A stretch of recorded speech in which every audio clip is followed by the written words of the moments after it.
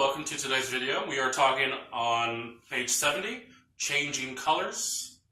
So this piece here for the keyword Musicianship Book 1, it's going to be working with blocking the notes contained in every two measures. It says here, practice the shifts to new patterns a third away, as well as the crosses in bars 12 and 16, which is right down here. Okay, which is going to be left over right. When all is in place, add the pedal. Note that the long held pedal markings, RIT, is an abbreviation for the ritardando, which we know. And that means at the end we're going to do a little slowing down for the last two measures. Alrighty, let's go ahead and we're going to just avoid the clapping because this is pretty easy. Let's go ahead and just work on the right hand first. Okay, we're going to go ahead and block the notes. So the notes consist for the first two measures are A, E, and then of course there's a C in there too. So we're going to block those notes and we're going to count to three twice. 1, 2, 3, and then we're going to let go. 1, 2, 3, because the C is also in the next measure. And then of course for the next two measures, we have F, C, and A. 1, 2, 3. Keep going for A, 2, 3. We're going back, a third up, A, C, and E.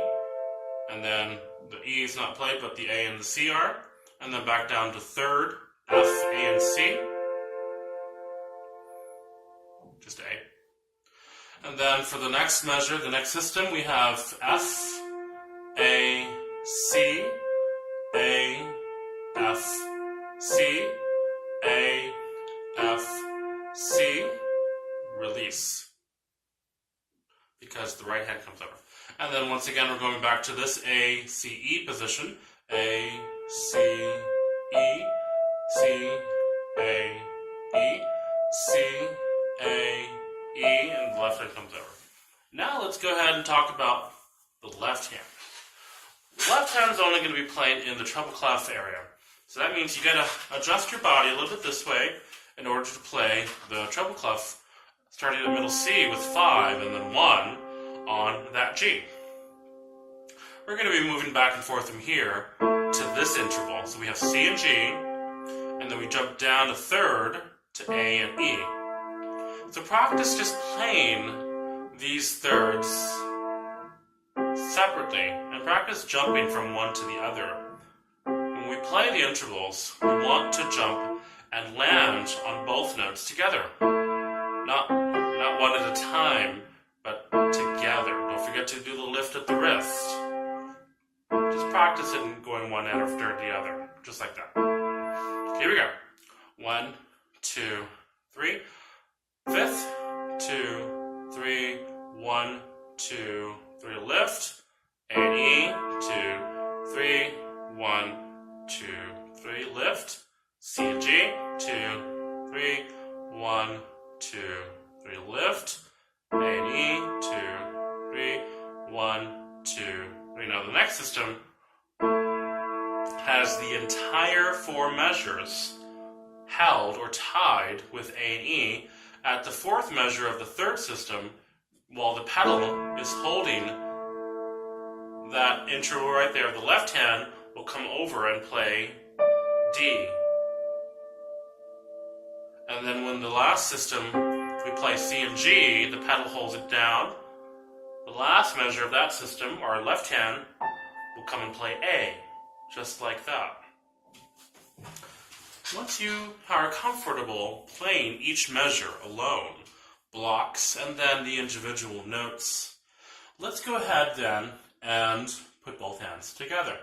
Now these notes are kind of clumped together quite closely, so it may be confusing to read them, but I want you to just try your best.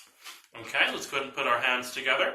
Remember, we're just moving back and forth the same two hand positions.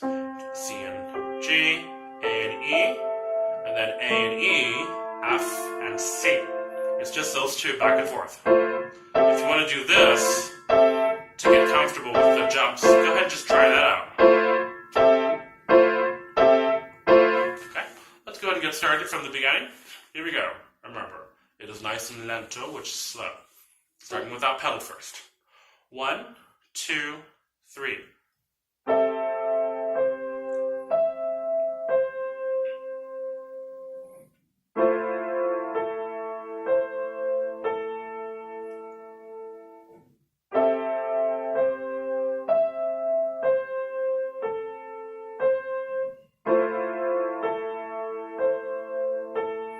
Remember, when you play that initial fifth for the right hand, you're only playing it as a quarter note, and then you release and play individual notes. Don't hold that bottom note. Let's go now to the third system.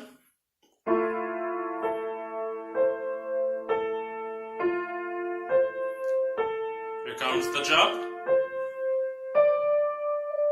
So after you release that C for the right hand, you play D, and that has to still be legato. So no spaces, but legato. And then for the last system,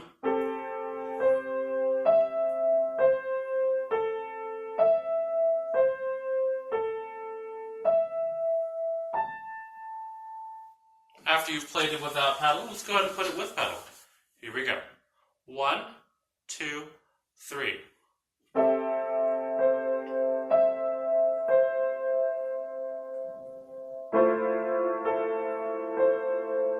Now notice here the pedal does not change when you go to this new chord. But that's probably the choice of the composer, so it's perfectly fine. But then here we do change.